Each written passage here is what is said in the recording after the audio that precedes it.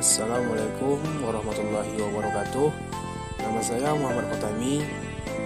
Saya dari Prodi Manajemen Pendidikan Islam atau MPI semester 3 Fakultas Tarbiyah dan Keguruan Yesus Riau.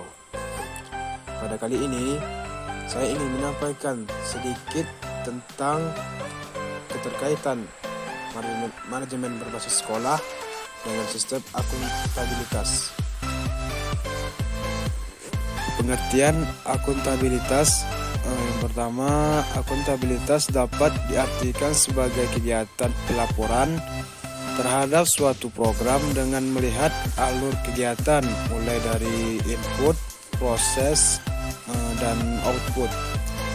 Kemudian terdapat banyak bentuk akuntabilitas di sekolah, mulai dari manajemen lembaga, pembelajaran sampai mutu lulusan atau keterserapan lulusan dalam melanjutkan di sekolah unggul. Selanjutnya yaitu indikator kinerja.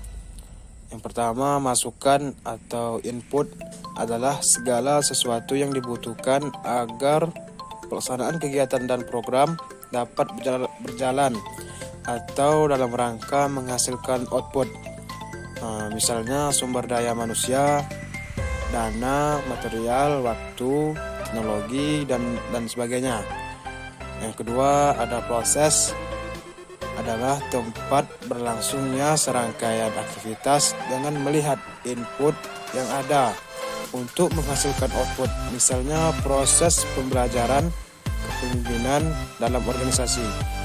Yang ketiga, ada keluaran atau output, segala sesuatu berupa produk atau jasa, baik fisik dan non-fisik, sebagai hasil langsung dari pelaksanaan suatu kegiatan dan program berdasarkan masukan yang digunakan. Selanjutnya ada tujuan akuntabilitas. Yang pertama, agar terciptanya kepercayaan publik terhadap sekolah. Yang kedua,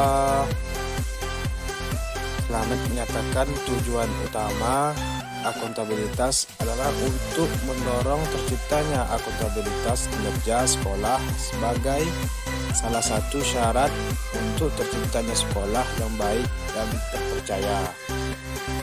Berikutnya, pelaksanaan akuntabilitas dalam manajemen berbasis sekolah yaitu atau MBS.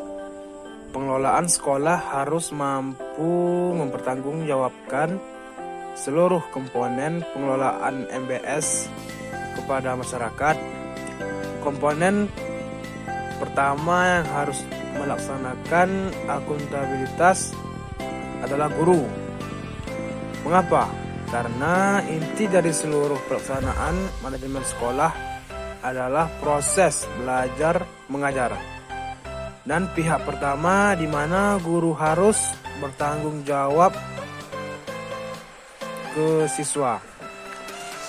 Guru harus dapat melaksanakan ini dalam tugasnya sebagai pengajar. Selanjutnya ada upaya peningkatan akuntabilitas dalam manajemen berbasis sekolah atau MBS. Yang pertama, sekolah harus menyusun aturan main tentang sistem akuntabilitas termasuk mekanisme pertanggungjawaban. Yang kedua, sekolah perlu menyusun pedoman tingkah laku dan sistem pemantauan kinerja penyelenggaraan sekolah dan sistem pengawasan dengan sanksi yang jelas dan tegas. Yang ketiga, sekolah menyusun rencana pengembangan sekolah dan menyampaikan kepada publik atau di awal setiap tahun anggaran. Yang keempat, menyusun indikator yang jelas tentang pengukuran kinerja sekolah dan disampaikan kepada publik.